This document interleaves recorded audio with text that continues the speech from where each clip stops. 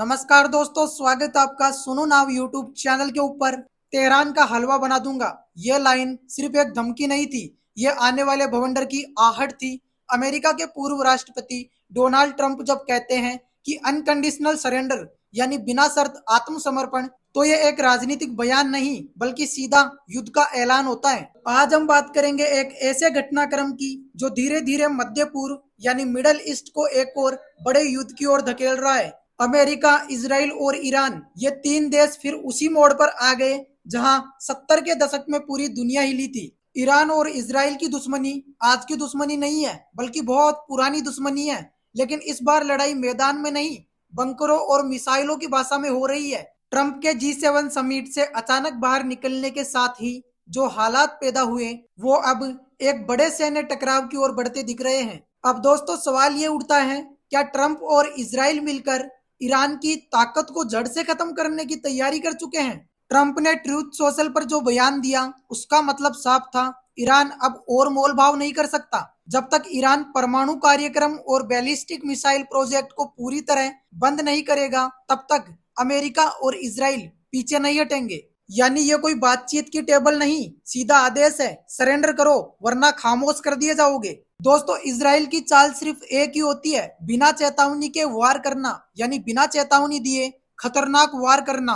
Trump की इस धमकी के साथ ही इजराइल ने ताबड़तोड़ हमले शुरू कर दिए। तेहरान में बड़ी बड़ी इमारतें गिरा दी गई, ईरान की सेना के कई टॉप कमांडर मारे गए और सबसे अहम, खामेनेई यानी ईरान के सुपर लीडर ने खुद को बंकर में छिपा लिया। अब दोस्तों, इन सारी की सारी बातों को नोटिस करते हुए यह सवाल उठता है कि एक पूरा देश जिसकी ताकत का दावा पूरी दुनिया सुनती थी, वो इतनी जल्दी घुटनों पर कैसे आ गया? पिछले कुछ दिनों में ईरान की मिलिट्री लीडरशिप को जिस तरह एक एक कर खत्म किया गया, उससे साफ साफ पता चलता है कि इजराइल की इंटेलिजेंस और एयर स्ट्राइक सिस्टम बेहद सटीक है। अब दोस्तों हम बात कर लेते हैं, आखिर मरने वालों में कौन कौन शामिल है। General Ghulam Ali Rashid, major general Ali सदमानी, Hussain सलामी, दोस्तों ये IRGC कमांडर था। मोहम्मद कजमी इंटेल प्रमुख था। आमिर अली हाजी जदे एयरफोर्स का चीफ था। अब दोस्तों एक तरफ से देखा जाए तो ईरान की पूरी कमान काट दी गई है और ये युद्ध इतना खतरनाक हो चुका है कि चारों तरफ डर का माहौल है, जनता भाग रही है, नेता छुप रहे हैं। तेहरान जो कभी ईरान की ताकत का प्रतीक था, आज एक खौफ का शहर बन चुका है। लोग घर छोड़कर भाग रहे हैं, गाड़ियों की लंबी लाइन लग चुकी है, सिर्फ एक डर, कहीं अगला बम उनके सिर पर ना गिर जाए। और दोस्तों सबसे हैरान करने वाली बात तो ये है, खामेनेई खुद बंकर में छुप गया है अपने परिवार समेत। जी हाँ, डर का इतना माहौल है कि वो बाहर नहीं आ रहा। और अब हम देख लेते हैं कि ट्रंप का दिमागी खेल क्या है, ट्रंप क्या हासिल करना चाहते हैं।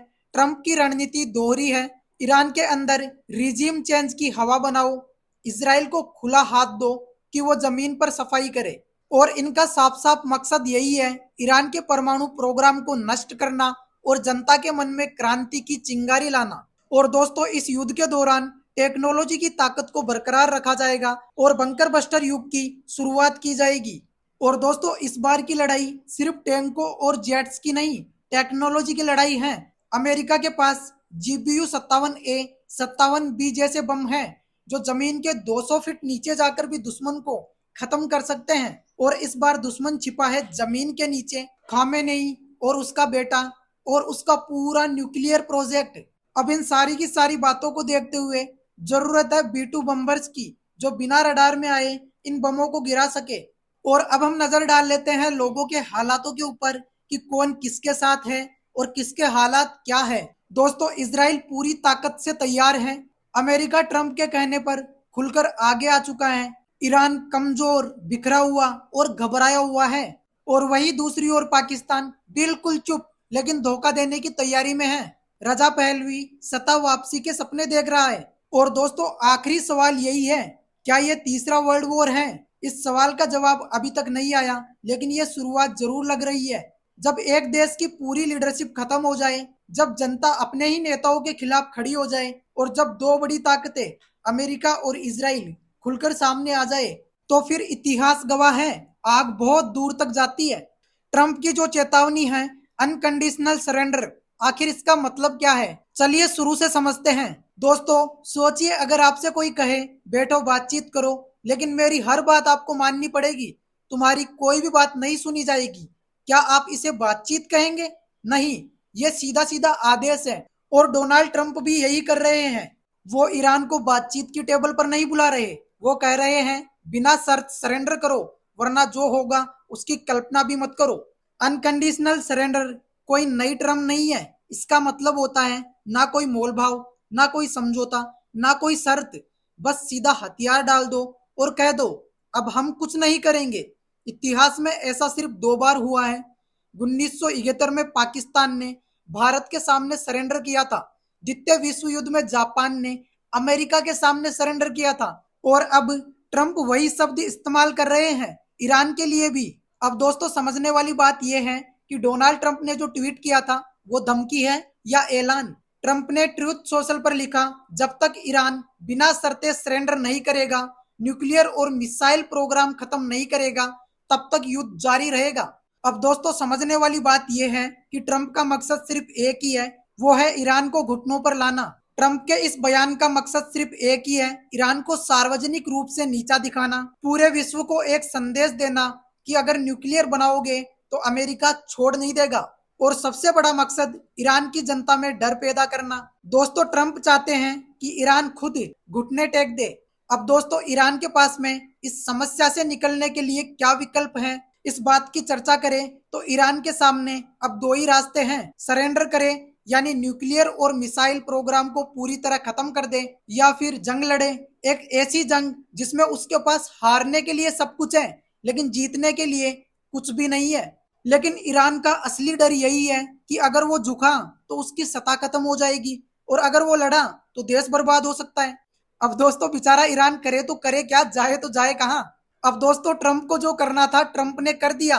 ट्रंप की रणनीति सिर्फ मिसाइलों तक सीमित नहीं है, वो जनता में एक भय का माहौल बनाना चाहते हैं। खामेनेई छुपा बैठा है बंकर में, उसकी लीडरशिप मर चुकी है, जनता को उठ खड़ा होना चाहिए। ये सारी की सारी बातें उसी रिजीम कोलैप्स की ओर इशारा करती है। क्योंकि दोस्तों अनकंडीशनल सरेंडर के बाद क्या होता है, मान लीजिए ईरान सरेंडर भी कर देता है तो आगे क्या होगा? अमेरिका को ईरान की जमीन पर पूरी निगरानी मिल जाएगी, इजराइल की सुरक्षा पक्की हो जाएगी और ईरान का परमाणु भविष्य हमेशा के लिए खत्म हो जाएगा। यानी ईरान का स्वाभिमान और प्रभाव दोनों खत्म हो जाएंगे। दोस्तों ट्रंप के शब्दों में धमाका है। जब ट्रंप कहते हैं if this baby files it will flatten Tehran, तो उसका मतलब होता है अगर B2 बम्बर तेहरान पर गया तो वो पूरा शहर मिट्टी में मिल जाएगा। और ये बात कोई धमकी नहीं है, ये एक टेक्निकल मैसेज भी है कि इस बार कोई लिमिट नहीं होगी, इस बार कोई रेड लाइन नहीं होगी, सीधा धमाका होगा। दोस्तों इस युद्ध के चल रहे मामले को लेकर और ट्रंप की योजना को देखकर पूरी की पूरी दुनिया खामोश हो गई। सबके सब देख रहे हैं, कुछ बोल नहीं रहे। फ्रांस के राष्ट्रपति मैक्रो ने जब ट्रंप के मिशन पर बयान दिया तो ट्रंप ने खुलेआम झाड़ दिया। रूस, चीन, यूरोप सब शांति की अपील कर रहे हैं, लेकिन खुले समर्थन में कोई भी नहीं आ रहा। पूरी दुनिया जानती है कि ट्रंप से उलझना, अमेरिका से उलझना मतलब आफत मोल लेना। अब ईरान की ओर से क्या बातें चल रही है मैं आप लोगों को बता देता हूँ। रजा पहलवी की वापसी की तैयारी। रजा पहलवी ईरान के पूर्व शाह के बेटे, उन्होंने बयान दिया खामेनेई एक डरे हुए चूहे की तरह बंकर में छिपा है, ईरान की जनता अब उठे और अपना देश वापस ले। यानी दोस्तों ट्रंप की अनकंडीशनल सरेंडर की रणनीति सिर्फ बाहर से नहीं बल्कि भीतर से भी दबाव बना रही है। अब दोस्तों समझने वाली बात यह है कि जब कोई लीडर अकेला पड़ जाए, क्योंकि हर लीडर के पीछे टीम होती है, खामेनेई के पीछे जो कमांडर्स थे और जो उसके सलाहकार थे सबके सब मारे जा चुके हैं। दोस्तों इस वक्त खामेनेई के पास सिर्फ 2 चीजें बची है, उसका बेटा मुस्तफा खमेनी, उसका डर जो हर दिन बढ़ता जा रहा है। और दोस्तों आप लोगों को क्या लगता है, ईरान झुकेगा, टूटेगा? अभी के हालात देखकर लगता है ईरान अंदर से टूट रहा है, बाहर से दबाया जा रहा है और जनता खुद बहुत ज्यादा थक चुकी है। अगर ट्रंप की यह रणनीति काम कर गई तो शायद हमें युद्ध के बिना ही एक तानाशाही गिरती हुई दिख सकती है। लेकिन अगर ईरान नहीं झुका तब क्या होगा?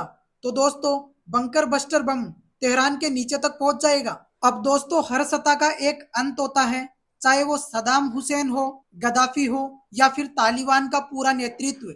और अब ईरान का सर्वोच्च नेता अली खामेनेई। दोस्तों, ट्रंप की चेतावनी, इजराइल की बमबारी और पूरी मिलिट्री लीडरशिप के मारे जाने के बाद अब ईरान के सिंहासन पर कौन उत्तराधिकारी बैठेगा, बहुत बड़ा सवाल हो गया। क्योंकि पहले क्या था, खामेनेई जनता के सामने खुलकर आता था, खुलकर भाषण देता था, आदेश देता था। अब क्या है, बंकर में छिपा है, न टीवी पर दिखाई देता है। लेकिन खबरें आ रही है कि वो कहीं जाकर बंकर में छिप गया, और यही सबसे बड़ा संकेत है कि सत्ता डगमगा गई। दोस्तों, अगर देखा जाए तो खामेनेई की पूरी फौज बिखर गई है। खामेनेई बिल्कुल अकेला हो गया है।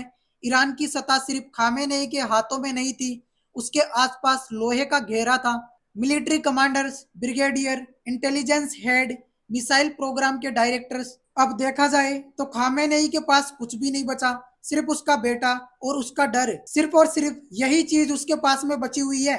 अब नया उत्तराधिकारी कौन बनेगा, इस बात की बहुत ज्यादा चर्चा चल रही है। तो दोस्तों, आप लोगों की जानकारी के लिए बता दूं, नया उत्तराधिकारी मुस्तफा खमेनी। अब सत्ता की कुर्सी के लिए एक ही नाम सामने आ रहा है, मुस्तफा खमेनी, खामेनेई का बेटा। दोस्तों, उत्तराधिकारी के लिए ये नाम सामने क्यों आ रहा है? क्योंकि खामेनेई खुद बाहर नहीं निकल पा रहा, और जो उसके निकटतम सहयोगी थे वो सब के सब मारे जा चुके हैं, और मुस्तफा पर्दे के पीछे से सभी फौजी मामलों में हस्तक्षेप कर रहा है। मीडिया रिपोर्टर्स कहती है कि मुस्तफा खमेनी अब शक्ति के केंद्र में है। वो अगला खामेनेई हो सकता है, क्योंकि खामेनेई तो छुपकर बैठ गया, तो उत्तराधिकारी उसका बेटा हो सकता है। लेकिन दोस्तों, सबसे ज्यादा हैरान करने वाली बात तो ये है, जो उत्तराधिकारी बना वो मारा गया, यानी जो गद्दी पर बैठेगा वो मारा जाएगा। यह गद्दी नहीं बल्कि एक पनौती बन चुकी है, क्योंकि इजराइल ने एक के बाद एक टॉप जनरलों को टारगेट किया। गुलाम अली राशिद जैसे ही प्रमोट हुआ, मारा गया। फिर आया अली सदामानी, उसको भी निपटा दिया। और दोस्तों, इसी इतिहास को देखते हुए हर कोई डरा हुआ है। अगर प्रमोशन स्वीकार कर लिया तो मौत निश्चित है। यह किसी दुर्भाग्य या पनौती से कम नहीं है। अब दोस्तों, डर का माहौल चारों तरफ बना हुआ है, सत्ता की कुर्सी खाली है। अब जो भी नई लीडरशिप आनी है, या तो वो मुस्तफा खमेनी होगा, या फिर सत्ता झगड़ों में टूटेगी, या जनता खुद सत्ता को खींचकर नीचे गिराएगी। तीनों विकल्पों में चाहे कुछ भी हो, खामेनेई का शासन तो खत्म होना ही है। अब दोस्तों, आप लोगों को क्या लगता है, क्या खामेनेई का बेटा तानाशाह बनेगा? क्योंकि उनके पीछे की जो ताकत थी वो सारी की सारी मारी जा चुकी है। इससे साफ साफ पता चलता है कि एक तानाशाह शासन अब अंतिम दौर में है। दोस्तों, अगर आपको वीडियो अच्छा लगा तो वीडियो को लाइक, शेयर एंड चैनल को सब्सक्राइब जरूर कर दीजिए। मिलते हैं और अपडेट्स के साथ में। जय हिंद, वंदे मातरम।